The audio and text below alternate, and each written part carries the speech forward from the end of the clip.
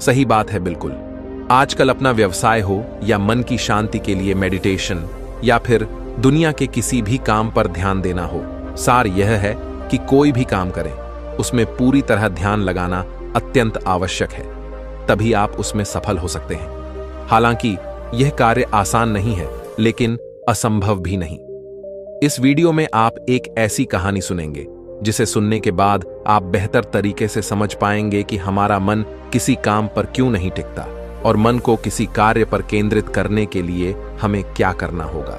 लेकिन इसके लिए सबसे पहले आपको इस कहानी में अपने मन को केंद्रित करना होगा और यही ध्यान केंद्रित करने की यात्रा में आपका पहला कदम होगा। तो चलिए कहानी शुरू करते हैं। एक समय की बात है, एक जैन गुरु अपने शिष्यों को प्रतिदिन ध्यान यानी मेडिटेशन सिखाते थे। एक दिन एक शिष्य ने गुरु से कहा, गुरु जी, मैं पिछले कुछ दिनों से बहुत उलझन में हूं। एक सवाल मुझे परेशान कर रहा है और मैंने उसका उत्तर पाने की बहुत कोशिश की, लेकिन मुझे कोई समाधान नहीं मिला। क्या आप मुझे उस सवाल का उत्तर देंगे? गुरु ने कहा, हाँ, पूछो, क्या पूछना चाहते हो? तब शिष्य ने कहा, गुरु जी, जब भी मैं पानी पीता हूं तो मेरी प्यास बुझ जाती है और ऐसा ही सभी के साथ होता है। जब भी कोई पानी पीता है उसकी प्यास बुझ जाती है। पानी सभी के लिए एक समान प्रभाव डालता है, लेकिन ध्यान के मामले में ऐसा क्यों नहीं होता? हम सब आपके बताए नियमों के अनुसार ध्यान करते हैं, फिर भी कुछ लोग बहुत जल्दी ध्यान की अवस्था में पहुंच जाते हैं, कुछ थोड़ी देर बाद, और कुछ कभी भी उस अवस्था में नहीं पहुंच पाते। यही सवाल मुझे बार बार परेशान करता है कि जब सभी को एक समान पानी दिया जाता है तो सबकी प्यास बुझ जाती है, लेकिन ध्यान में यह समानता क्यों नहीं होती? शिष्य की बात सुनकर जैन गुरु ने कहा, तुम्हारा सवाल यह है कि जब तुम ध्यान करने बैठते हो तो तुम्हारा मन उस पर क्यों नहीं टिकता, और ऐसा क्यों होता है कि कुछ लोगों का मन ध्यान पर जल्दी एकाग्र हो जाता है जबकि कुछ का देर से और कुछ का तो कभी नहीं? शिष्य ने कहा, हां गुरुजी। गुरु ने कहा, किसी भी काम में मन का ना लगना सिर्फ तुम्हारी समस्या नहीं है, यह सबकी समस्या है। लेकिन चिंता मत करो, तुम्हें तुम्हारे सवाल का जवाब कल मिल जाएगा।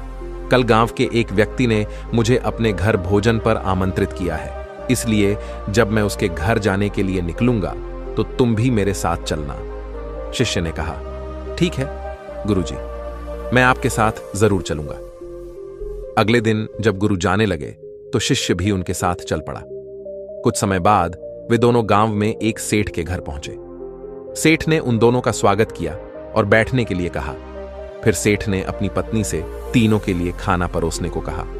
जैसे ही सेठ ने पहला निवाला खाया, वह तुरंत गुस्से में अपनी पत्नी पर चिल्लाया, यह कैसा खाना है जिसमें कोई स्वाद नहीं है, और गुस्से में वह खाना छोड़कर वहां से चला गया।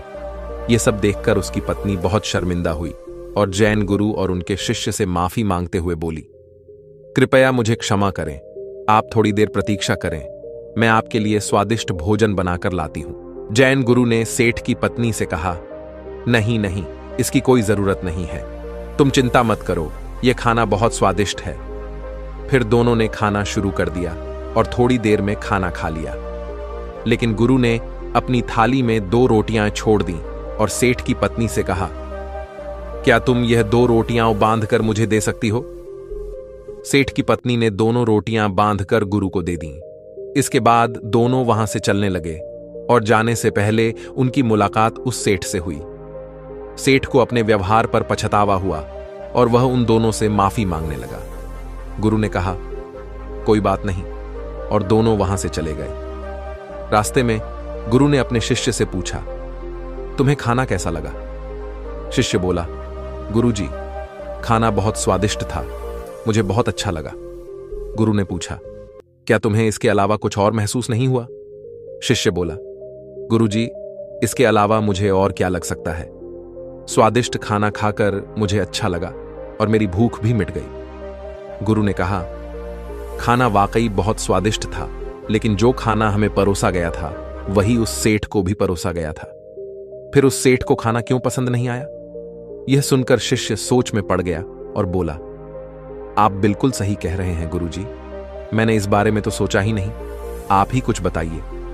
गुरु ने कहा, तुम मेरे साथ चलते रहो। चलते चलते वे दोनों बहुत दूर निकल गए। शिष्य ने गुरु से कहा, हम मठ के रास्ते पर नहीं हैं, हम कहां जा रहे हैं? गुरु ने कहा, तुम बस चलते रहो। थोड़ी देर चलने के बाद एक बहुत ही गरीब आदमी गुरु के सामने आया और उनके पैरों में गिरकर बोला, मुझे 4 दिन से भूखा हूं, मुझे कुछ खाने को दे दीजिए। गुरु ने उस गरीब आदमी को एक पेड़ के नीचे बैठाया और जो 2 रोटियां उन्होंने बांधी थीं, उन्हें उस गरीब आदमी को दे दी।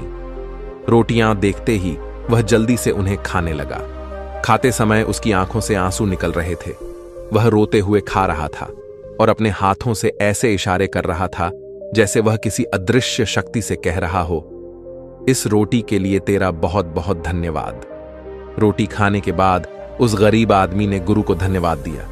गुरु ने उससे पूछा, रोटी का स्वाद कैसा था? गरीब आदमी ने कहा, इसमें स्वाद नहीं था, इसमें तो जीवन था। यह रोटियां नहीं थीं, बल्कि इसमें स्वयं ईश्वर थे। यह कहकर वह वहां से चला गया।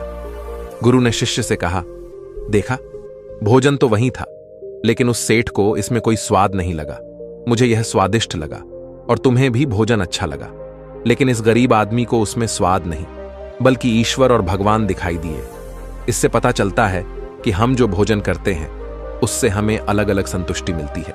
पहले व्यक्ति यानी वह सेठ, उसे इससे कोई संतुष्टि नहीं मिली। दूसरे हम हैं जिन्हें थोड़ी संतुष्टि मिली, और तीसरा यह गरीब आदमी है जिसे अपार संतुष्टि मिली। यही बात ध्यान पर भी लागू होती है। मन की शांति पाने के लिए व्यक्ति जितना अधिक तत्पर होता है, वह ध्यान की गहराई में उतनी ही तेजी से आगे बढ़ता है, और यह वही व्यक्ति कर सकता है जो ध्यान के महत्व को अच्छी तरह समझता हो। जैन गुरु की यह बातें सुनकर शिष्य को अपने सवाल का उत्तर मिल गया। उसने गुरु को धन्यवाद दिया और दोनों वापस मठ की ओर चल पड़े। चलते चलते गुरु ने शिष्य से कहा, लेकिन यह उतना आसान नहीं जितना तुम सोच रहे हो। यदि तुम चाहते हो कि तुम जो भी काम करो उसमें तुम्हारा ध्यान केंद्रित रहे, तो इसके लिए तुम्हें मन को समझना होगा। यदि तुम मन को समझे बिना कोई काम करोगे तो संभव है कि तुम ज्यादातर कामों पर ध्यान केंद्रित नहीं कर पाओगे और परेशान होते रहोगे।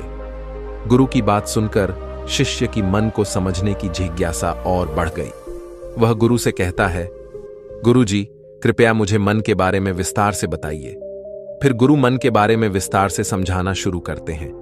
गुरु कहते हैं, मन इतना चंचल होता है कि यदि इस पर काबू ना पाया जाए तो व्यक्ति बेचैन हो जाता है, और यह बेचैनी पल भर में मन में आने वाले सैकड़ों सवालों की वजह से होती है, और यह बेचैनी तब तक बनी रहती है जब तक व्यक्ति को मन में चल रहे सवालों के उत्तर नहीं मिल जाते। यही कारण है कि हम किसी भी काम पर ध्यान नहीं लगा पाते, और काम पर ध्यान केंद्रित करने के लिए मन का शांत होना बहुत जरूरी है।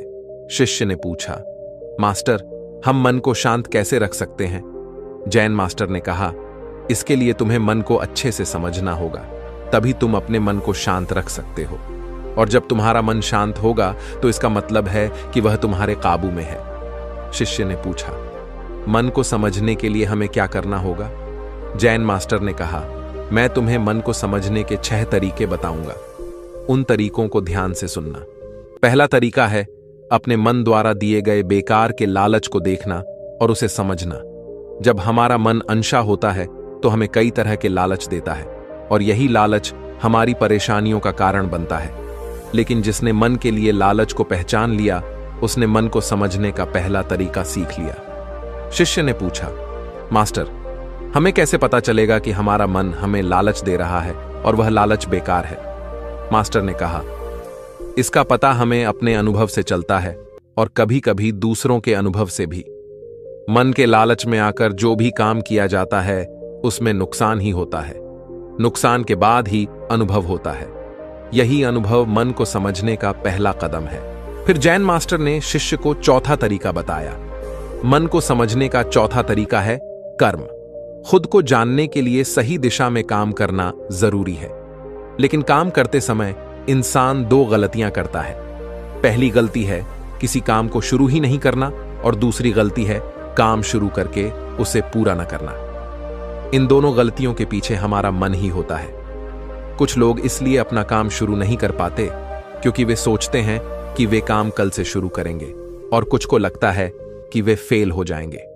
इन गलतियों का मुख्य कारण है अवेयरनेस की कमी।